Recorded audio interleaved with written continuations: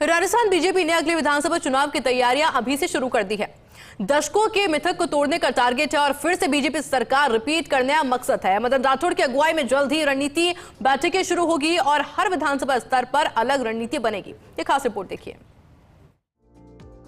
BJP के स्थापना दिवस पर बीजेपी प्रदेश अध्यक्ष मदन राठौड़ ने बड़ा ऐलान किया है। राठौड़ ने कहा कि सभी को राजस्थान में हर 5 साल बाद सरकार बदलने के मिथक को तोड़ते हुए फिर से भाजपा की सरकार बनानी है। इस दिशा में धरातल पर काम करना है।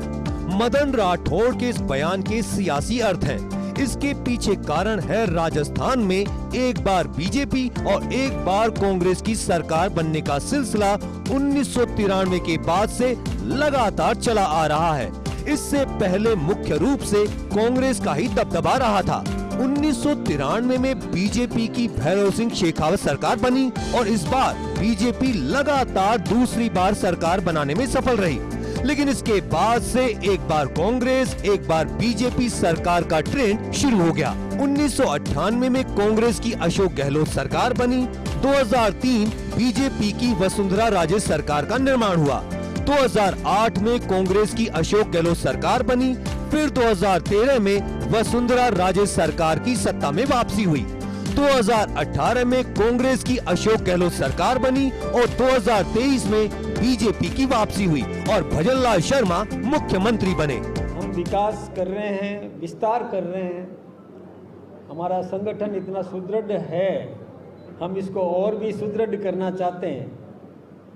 हम चाहते हैं कि राजस्थान में और भारतीय जनता पार्टी लगातार अपनी सरकार बनाए और राजस्थान में जो विकास करना है उस विकास में अनवरत अपना योगदान देती रहे ताकि राजस्थान समृद्ध बन सके, विकसित राजस्थान बन सके। पिछले लगभग 3 दशकों से राजस्थान में यही राजनीतिक परिदृश्य बना हुआ है और हर विधानसभा चुनाव में सत्ता परिवर्तन देखने को मिलता है और मतदाता बारी बारी से कांग्रेस और बीजेपी को मौका देते हैं। बीजेपी मिथक को तोड़ना चाहती है, लेकिन रिपीट होने के लिए बीजेपी का गुप्त एजेंडा आखिर क्या है? तो जनता से सीधा संवाद कर लोगों की समस्याओं को सुनना और उनका समाधान करना है। लगातार जन प्रतिनिधियों और मंत्रियों की जन सुनवाई, विकास कार्यों पर जोर, खास तौर पर पानी और बिजली पर फोकस, पीकेसी ईआरसीपी प्रोजेक्ट और 24 घंटे बिजली, राज्य में बुनियादी ढांचा और अन्य विकास परियोजनाओं को तेजी से पूरा करने पर फोकस है। प्रदेश में सामाजिक सद्भाव बनाए रखना है। गुजरात और मध्य प्रदेश में इसका लाभ बीजेपी को मिला है। पार्टी संगठन और टिकट वितरण में युवाओं, महिलाओं को पर्याप्त प्रतिनिधित्व देना होगा। पिछली हार से सबक लेते हुए नई और प्रभावी चुनावी रणनीतियां बनानी होंगी। तो बीजेपी को मोदी सरकार की लोकप्रियता का फायदा मिल सकता है। पीएम मोदी की लोकप्रियता महत्वपूर्ण हो सकती है। राजस्थान बीजेपी में संगठन की मजबूती है, वक्फ बिल और हिंदुत्व का एजेंडा है।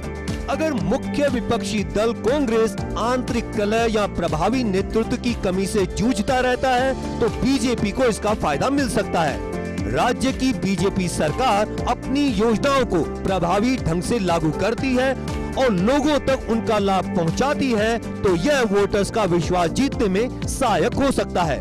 बीजेपी अपने पिछले चुनावी वादों को पूरा करती है तो मतदाताओं में सकारात्मक संदेश जाएगा। 2023 के विधानसभा चुनाव के घोषणा पत्र में किसानों, महिलाओं, युवाओं और गरीबों के लिए किए गए वादे अहम होंगे और स्थानीय नेतृत्व की भूमिका की मजबूती होगी। कुल मिलाकर राजस्थान में बीजेपी की फिर वापसी कई कारकों के संयोजन पर निर्भर करेगी। मजबूत संगठन, केंद्र सरकार का समर्थन, प्रभावी शासन और विपक्षी दलों की कमजोरियों का लाभ उठाकर बीजेपी सत्ता में वापसी कर सकती है। हालांकि सत्ता विरोधी लहर और अन्य चुनौतियों का सामना करना भी पड़ेगा। संगठन का फैलता दायरा फायदेमंद है, लेकिन ऐन वक्त पर जातीय गणित का राजस्थान विधानसभा चुनाव में प्रवेश कई बार बड़ी चुनौती बनकर सामने आ जाता है।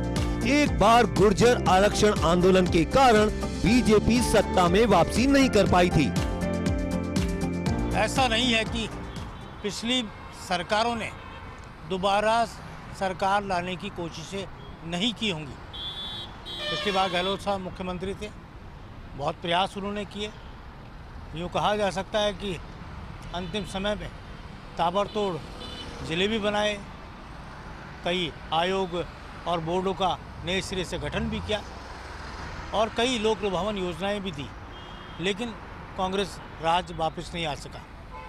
वसुंधरा राजे के समय भी ऐसा देखने को मिला कि वसुंधरा राजे ने भी काफ़ी कोशिश की कि सरकार रिपीट हो और कई महत्वपूर्ण योजनाएं वो लेकर भी आई, जनहितकारी योजनाएं थी, लेकिन सरकार रिपीट नहीं हो पाई। कमोबेश ये मिथक सालों से चला आ रहा है। इस बार भारतीय जनता पार्टी का संगठन 1.5 साल के भीतर ही अगली सरकार लाने की तैयारियों में जुट गया है।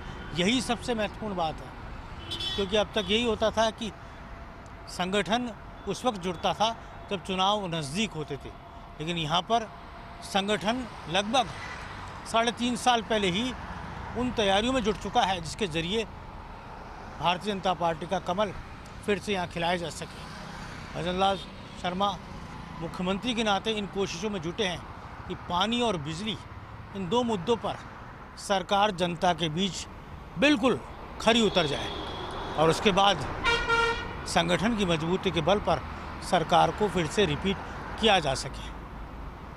हालांकि चुनौतियां बहुत होंगी, क्योंकि कांग्रेस एक ताकतवर पार्टी के तौर पर राजस्थान में स्थापित है और आप देख सकते हैं कि विपक्ष में रहते हुए भी 70 से 80 के बीच में कांग्रेस पार्टी के विधायक चुनकर आए हैं। लिहाजा मुकाबला रहेगा, लेकिन बीजेपी की तैयारी करना अभी से बहुत अहम बात है।